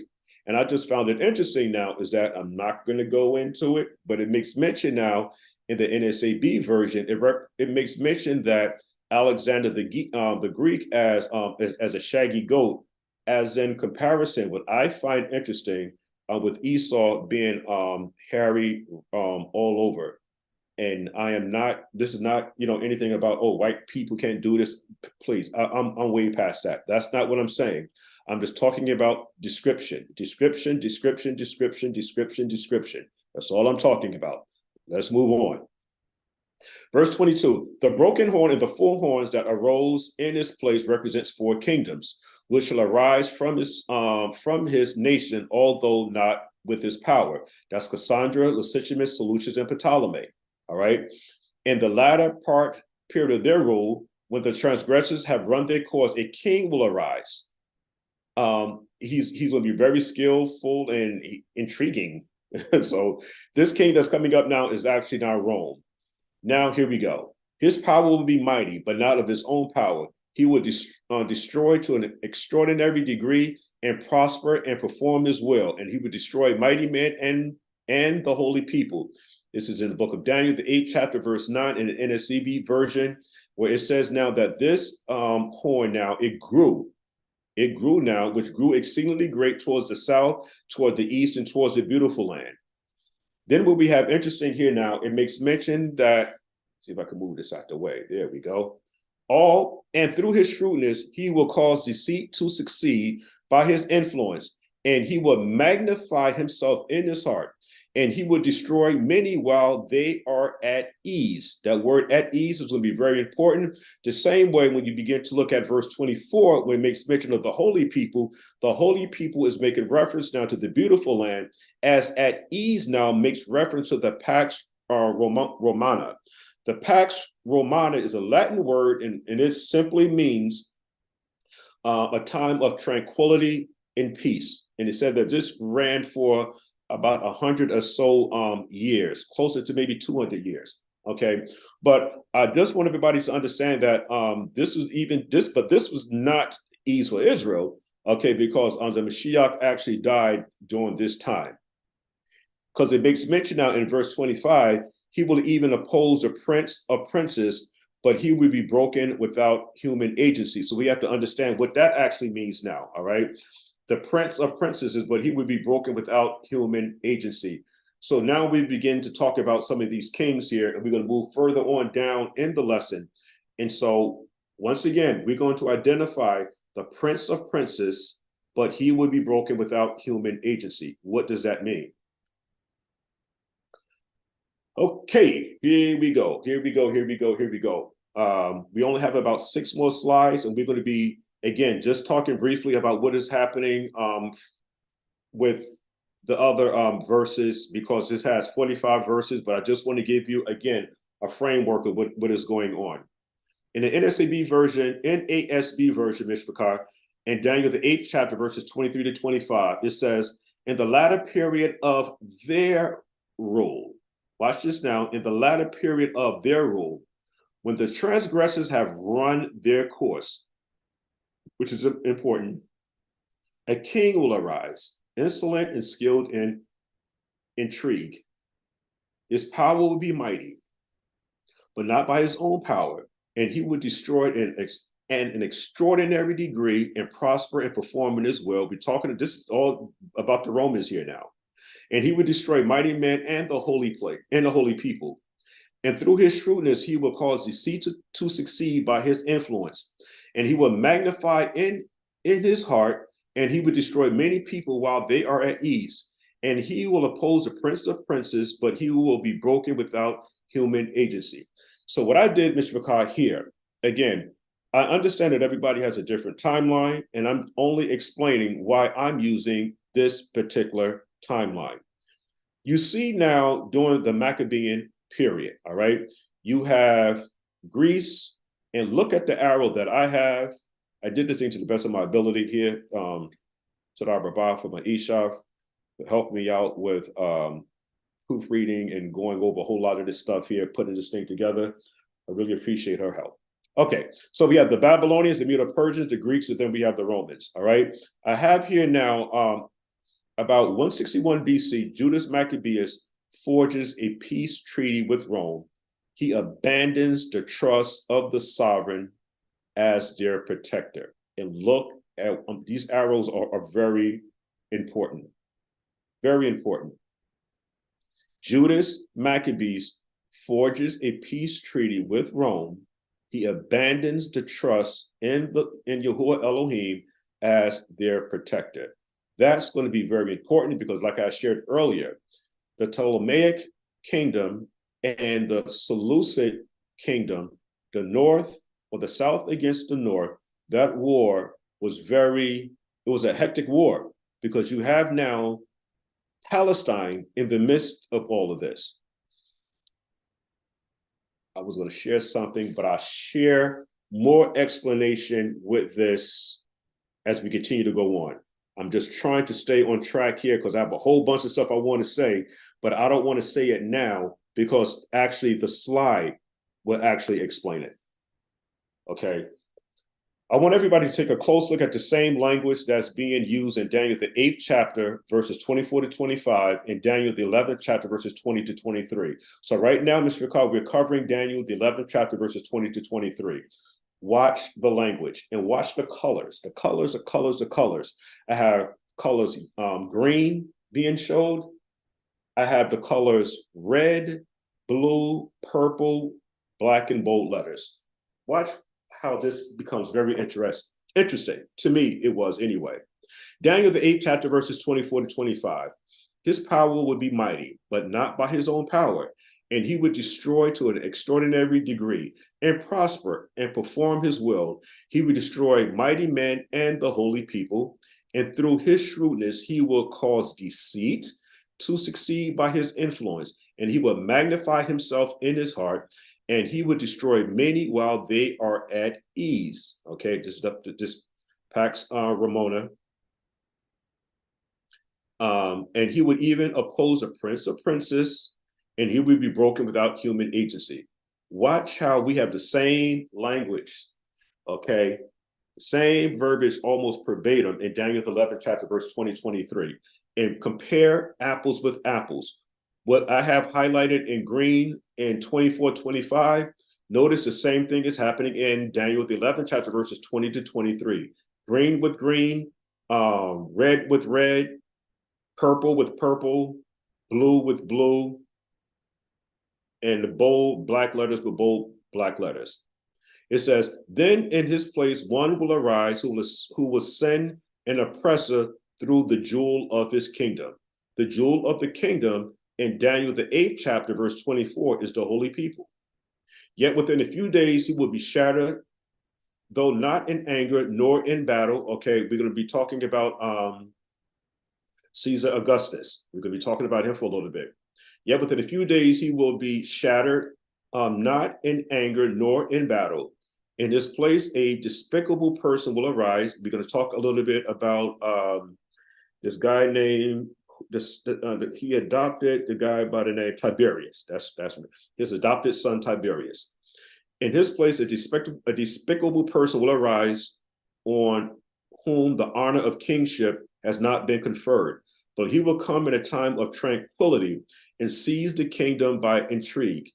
The overflowing, okay, tranquility. That tranquility, now when you go to verse 25, it talks about tranquility, we know, means peace and at ease. Verse 22 in Daniel 11, it says, the overflowing forces will be flooded away before him and shattered. Shattered in verse 25, it says, but he would be broken without human agency. And then it makes mention, and also the prince of the covenant. In Daniel 8th chapter, verse 24, and he says, he will oppose the prince of princes, and the prince of princes is actually the prince of the covenant.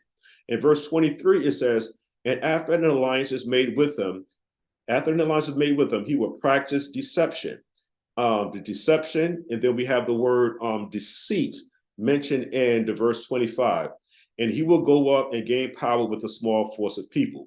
Now, the guy, his name is, man, these names here.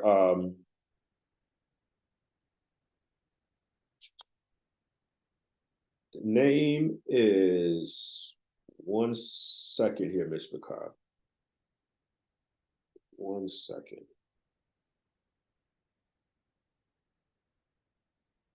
We have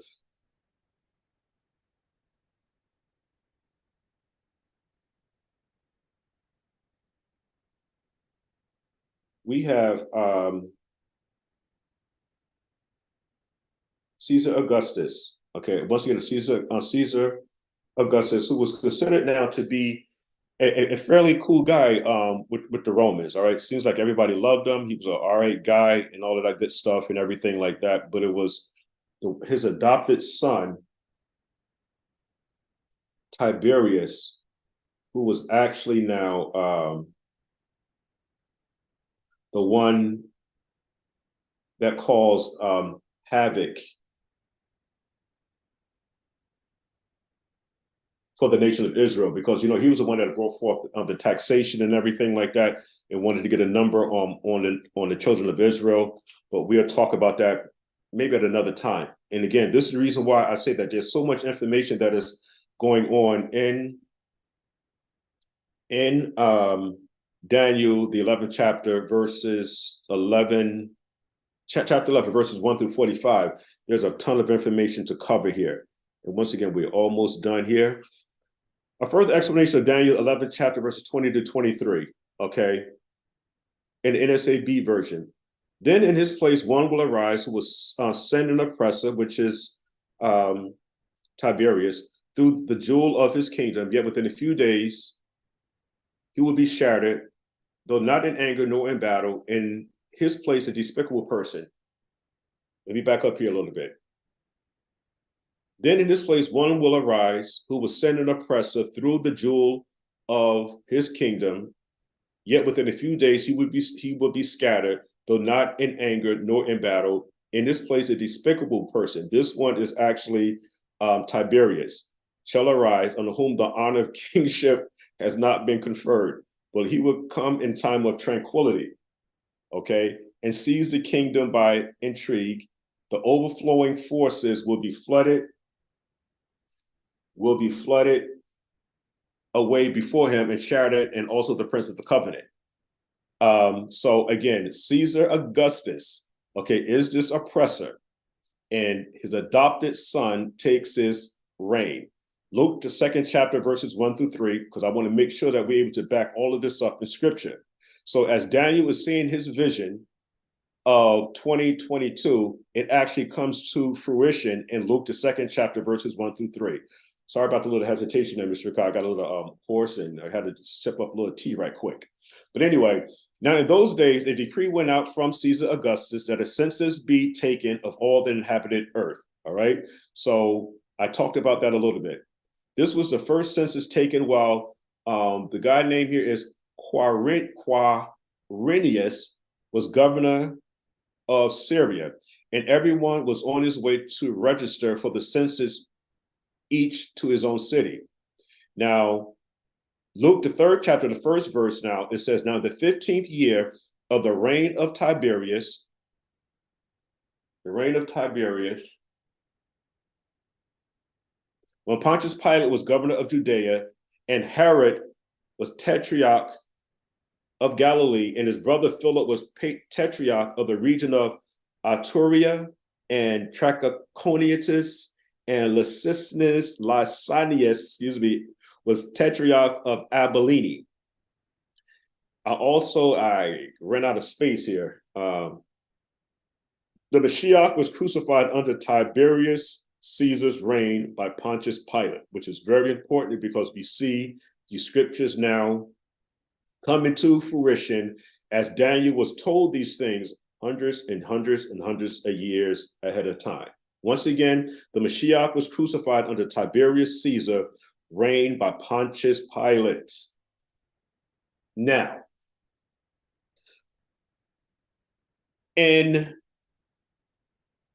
we jumped ahead a little bit here, but in Daniel, the 11th chapter, verses 16 to 20, you actually see Rome coming on the scene. In Daniel, the 16th chapter, 11th chapter, verse 16 to 20, you see Rome coming into play. We talked about Caesar Augustus. We talked about Palestine, Tiberius Caesar, who came into play. We know that Caesar Augustus, actually, when we begin to look at the importance of Caesar Augustus, I'm going to talk about the Battle of Actium, okay, which is important, but not right now. The Battle of Actium. So that's pretty much all that I have with this slide here. We're almost done. But I want to backtrack to Daniel, the 11th chapter, verse 14. All right, Daniel, the 11th chapter, verse 14. And this becomes very controversial for some, but I'm sharing why I'm taking the position that I'm taking. And the only way that you would be able to see it from this perspective, if we were to identify the two visions. One vision, once again, is a Mare vision, and the other one is a Chazon vision. So let's look at Daniel, the 11th chapter, verse 14. We had talked about Judas Maccabeus. Let's see how this whole thing unfolds, looking at the timeline that I'm using with the understanding of the two visions. One vision, again, being the Moreh vision, the other vision being a Chazon vision. Daniel, the 11th chapter, verse 14, verses in the NASB version. Now, in those times, many would rise up against the king of the south. And I had already talked about the Ptolemaic kingdom and the Seleucid dynasty. Okay, this war that was going on between those two. And we have Jerusalem now, or Palestine now, in the midst of all of this. So the violent ones among your people. So the violent ones among your people, we have to identify who are the violent ones among our people.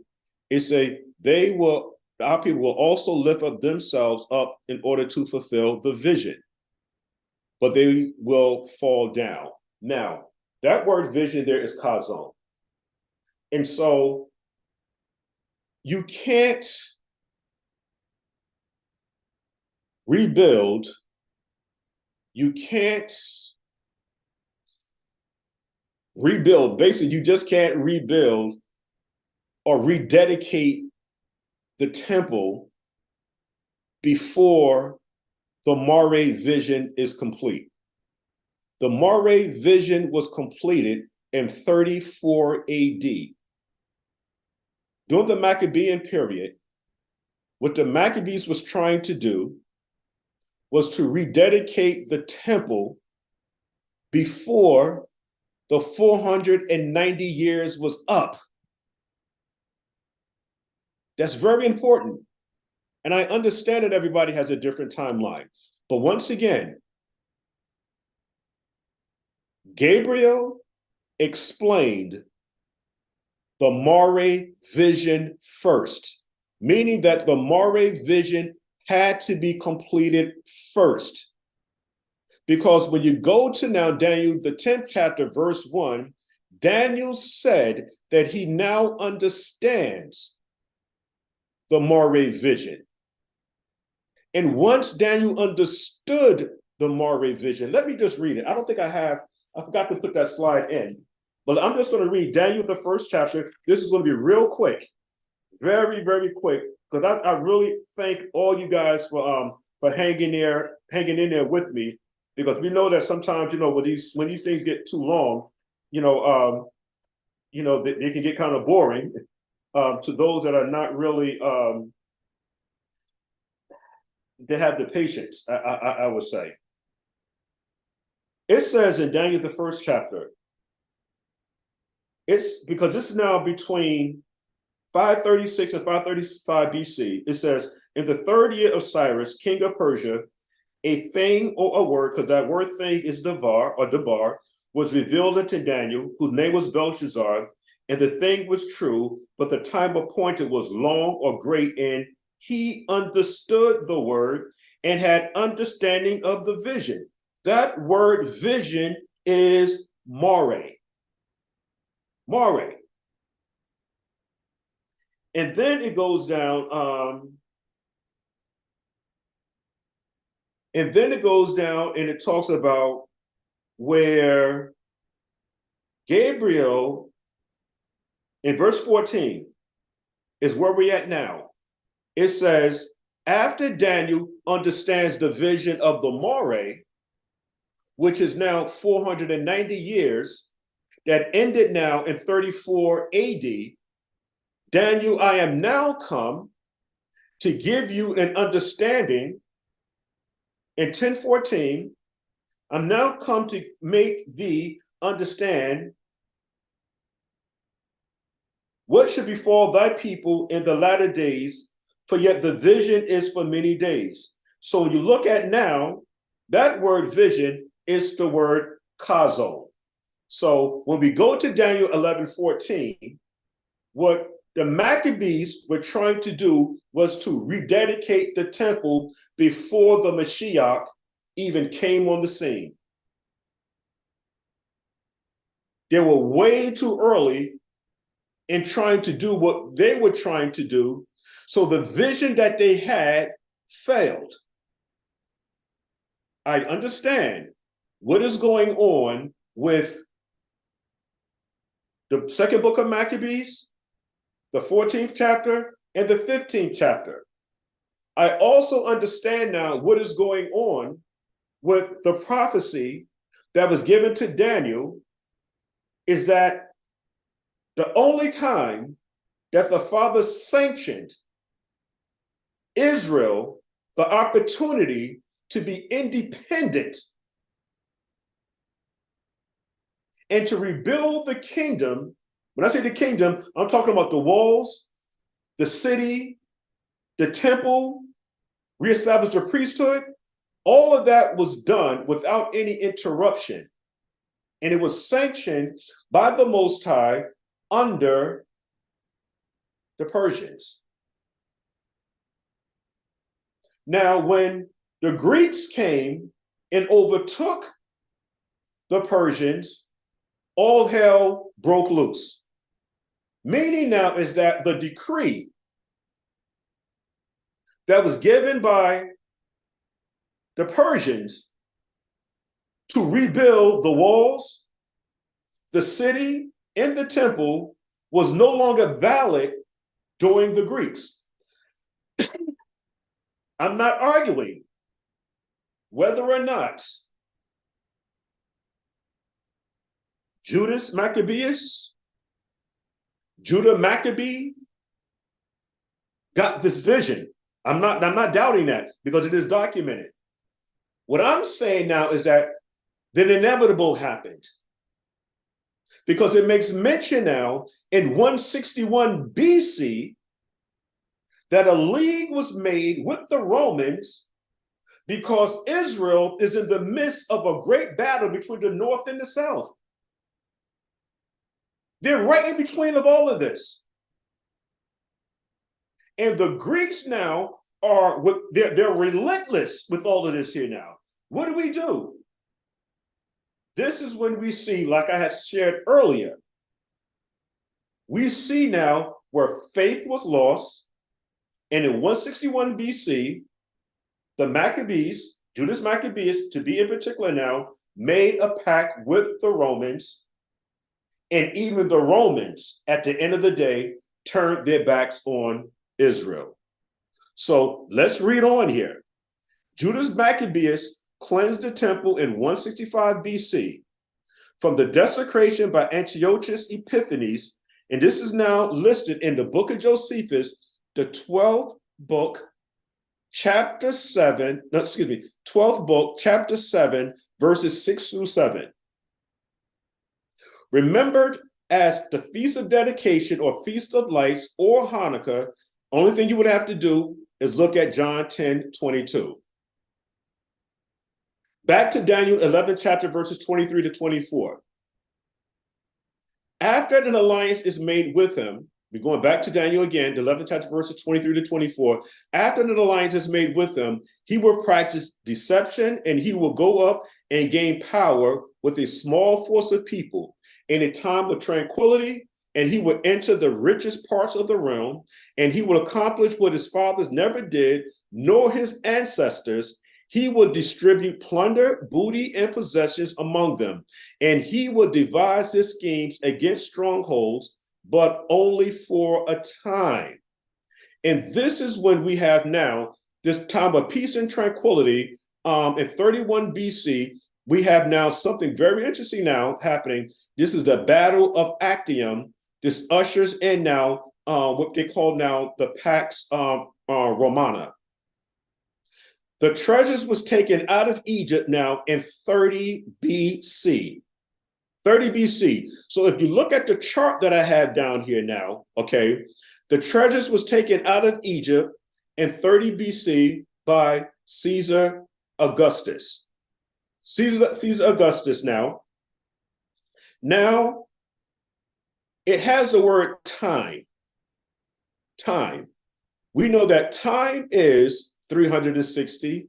Times is 360 times 2. And then a half of times is 180. If you added 360 years to the 30 BC, let's see what we get here, Ms. Picard. You get now 330 AD. So my argument here is that Daniel's vision goes past or surpasses 70 AD. Let me read something to you right quick. The Battle of Actium. The Battle of Actium was a naval battle fought between Octavian's marine fleet led by Marcus Agrippa, and he combined fleets of both Mark Antony and Cleopatra the seventh, Philopator. The battle took place on September the 2nd, 31 BC, in the Ionian Sea near the former Roman colony of Actium, Greece, and was a climax over a decade of rivalry between Octavian and Anthony. I'll read on just a little bit more here. In early 31 BC, the year of the battle, Antony and Cleopatra were temporarily stationed in Greece. Mark Antony possessed 500 ships and 70,000 infantry and made his camp at Actium, and Octavian with 400 ships and 800 of his infantry.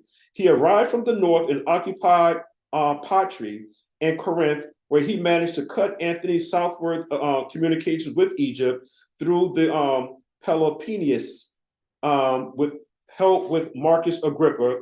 Octavian previously gained a preliminary victory in Greece, where his navy successfully carried troops across the Adriatic Sea under the command of Marcus Agrippa. There's a lot of history here, Mr. Carr, but I just wanted to share with you how important it is for us to understand what is actually happening within inside of this timeline of Daniel, the 11th chapter, verses 1 to 45. There's a ton, when I say a ton of history. And we talked about, again, where Egypt's treasures were taken. Egypt's treasures were taken in 30 BC. Rome's rule over Egypt officially began with the arrival of Octavian, later called Augustus, in 30 BC, following his defeat of Mark Antony and Cleopatra at the Battle of Actium. So we see now what Caesar Augustus was able to do, and if you add 360 years to 30 BC, my argument is that Daniel saw past 70 AD. He actually seen 30 AD, and this is when Constantine moved the capital from Rome to Istanbul, Turkey. Rome was growing so big that Constantine moved some of Rome into Istanbul, Turkey. And also now we have a situation, this didn't happen quite yet, because I was about to say that we have now the invasions of these 10 barbaric tribes here, but that didn't happen until a little bit later. So I just want to make sure that the timeline is accurate. So this is what I have here now. 360 years added to 30 BC gives us 330 AD. And this is my argument that Daniel saw past 70 AD. Now, in ending, forces from him will arise, desecrate the sanctuary fortress, and do away with the regular sacrifice. We talked about that. And they will set up the abomination of desolation. By smooth words, he would turn to godliness those who act wickedly towards the covenant. But the people who know their God would display strength and take action. Now, the reason why I keep saying past 70 AD, I have a beloved aunt of mine. Okay, she's a Jehovah's Witness, and she's a big advocate of Charles Taze Russell, and the dates that he's given when this whole thing is to come to a climax. They already have the 144,000, and Charles Taze Russell has been given dates after dates after dates after dates after dates. I don't know this to be a fact, that there's a new date that they're now giving. And I'm just here to share, whether it's the Jehovah's Witnesses, the street guys. I'm not gonna call them street guys, but the guys out there that are on the corners that are calling themselves waking up the people, giving them back their identity and stuff like that. I get it. I believe that identity is still important, but I believe that that's only a platform, and that we should be able to build from that. All right. So I don't want it to look like I'm coming at one particular group. I'm only talking about dates. All right. And I don't do dates. Only thing that I'm sharing here to the best of my ability now is that the train is still running. For me, that is. The train is still running. Let me just finish this up right quick. Forces from him will arise, desecrate the sanctuary fortress, and do away with the regular sacrifice, and they will set up the abomination of desolation. By smooth words, he would turn to godliness those who act wickedly toward the covenant. But the people who know their mighty one would display strength and take action. Those who have insight among the people will give understanding to the many. Yet they will fall by the sword and by flame, by captivity and by plunder for many days. Now, when they fall, they will be granted a little help. Okay, hallelujah. Let's see what that means. They will be granted a little help, and many would join with them in hypocrisy. Now, this is what I'm describing, where there was a time where the Romans did adhere to the covenant or the contract, the agreement that they made with the Maccabees. They did, because Rome was the new superpower that was on the scene, and the Greeks now were on their way out.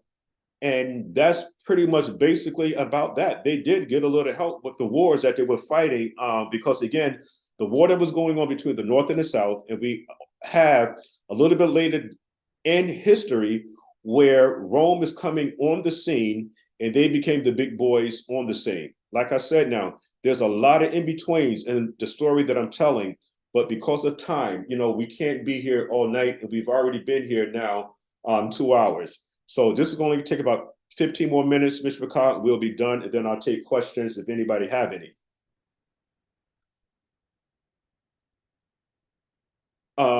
Let's see now. Verse 35. Some of those who have insight will fail in order to refine, purge, and make them pure until the end time, because it is still to come at the appointed time. Then the king, in bold black letters, then the king will do as he pleases, and he will exalt and magnify himself above every god, and will speak monstrous things against the God of gods, and he will prosper until, the operative word there is until, the hate is finished, for that which is decreed will be done. Now, we have a whole lot that's going on here. From 31 to 39. 31 to 39, chapters 31 to 39, desecrate the sanctuary fortress and do away with the regular sacrifice. And they will set up the abomination of desolation. Verse 32 is covered. 31, 32, and 36 is covered in the timeline of verses 31 to 39, and that they should fall by the sword and by flame, by captivity, and by plunder for many days. Then the king will do as he pleases, and he will exalt and magnify himself above every god, and will speak monstrous things against the God of gods. And I also have two now in verse 14, just backing up a little bit.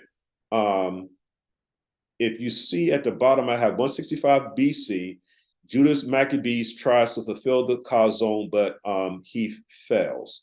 And that's in Daniel, the 11th chapter, verse 14. And again, the reason why I say that is because that word vision there is chazon and is not moray. And you cannot set up the chazon before the moray is finished running its course. Daniel 11:4, as we had talked about before, the Mede, the Persians, the Greeks, and this kingdom would be broken up and parceled out toward the 4 points of the compass. We talked about that. Daniel, the 11th chapter, verses 16 to 30, we have the cross of the Mashiach, the moray. Daniel, the 11th chapter, verses 31 to 39, talks about the abomination of desolation. Daniel, the 11th chapter, verses 40 to 45, and also Daniel, the 12th chapter, verses 1 to 2, talks about the final judgment for all mankind. The final judgment for all mankind. I believe that has not taken place yet. But once again, Daniel, the 11th chapter, and Daniel, the 12th chapter, verses 1 to 2. And I'll do a class on Daniel a little bit later. But for the most part, what is happening is that, once again, Daniel 11, the 11th chapter, verses 31 to 39 is talking about the abomination of desolation. Daniel, the 11th chapter, verses 40 to 45. And Daniel, the 12th chapter, verses 1 to 2 is the final judgment for all mankind. And so, Mishpachah, that is the lesson for tonight. And like I said, this is not an exhaustive study on this. I gave a framework on how we should look at it.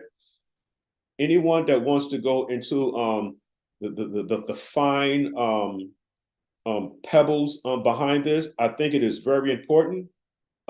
Just Google up some of these kings, the king of the north, the king of the south, the use of women as pawns to keep peace between nations. And that's not something new. I mean, we see that throughout history.